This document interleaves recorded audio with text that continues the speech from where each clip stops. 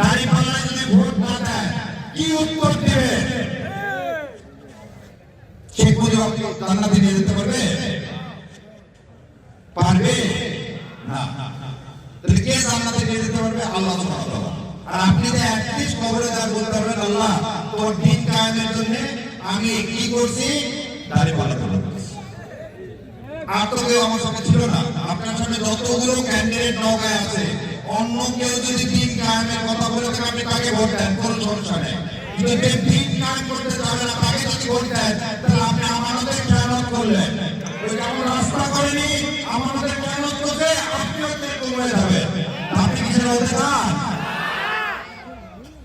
ইনশাআল্লাহ আল্লাহ আমাদের সবাইকে তৌফিক দান করুন। জয় পরাজয়ের মালিক আল্লাহ, জয় পরাজয়ের মালিক আল্লাহ। আল্লাহ আমাদেরকে সেই ভার দেয় না যে ভার আমরা বহন করতে পারি না। সূরা বাকারা শেষ আয়াতে বলতেছে, কেউ ভোট চুরি করতে আসলে সেটা প্রতিহত করবো, নিজের চুরি করবো না, কাউকে চুরি করতে দিব না।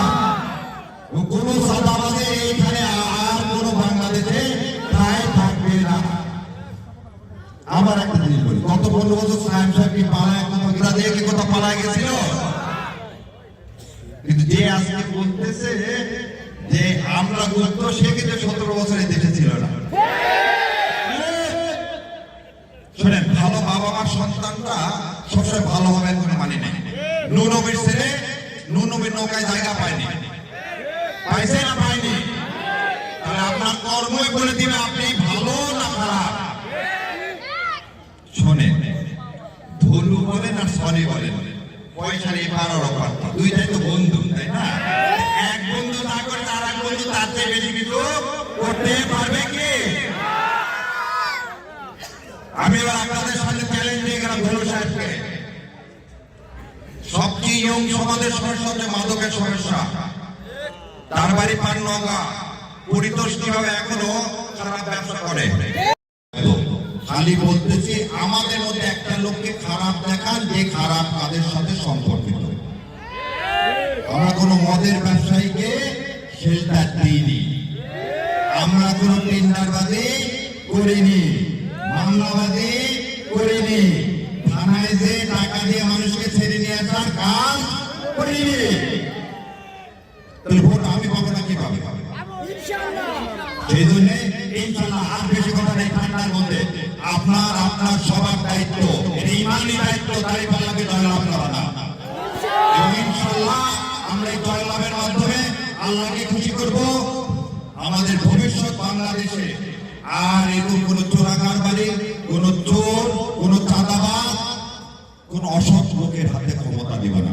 এবং শেষ কথা বলি, যদি অসৎ লোকের হাতে ক্ষমতা দেন তাহলে আল্লাহ কি বলছে, যে যেরকম তার নেতা হবে সেরকম। আমরা কি খারাপ?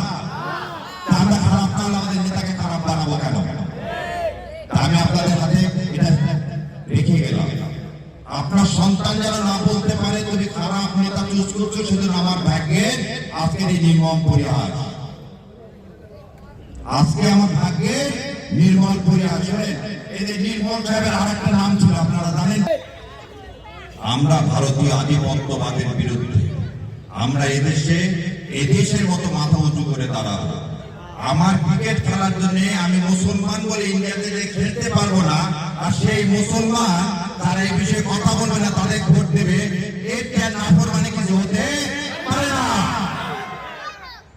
ইনশাআল্লাহ দাঁড়িপাল্লাকে জয়যুক্ত করানো আমাদের সবার কি দায়িত্ব, ইমানি দায়িত্ব। আর আমরা ইনশাআল্লাহ দিন কায়েম করবো, এই দিনের পথে চলবো। আর কায়েম করার মালিক আল্লাহ।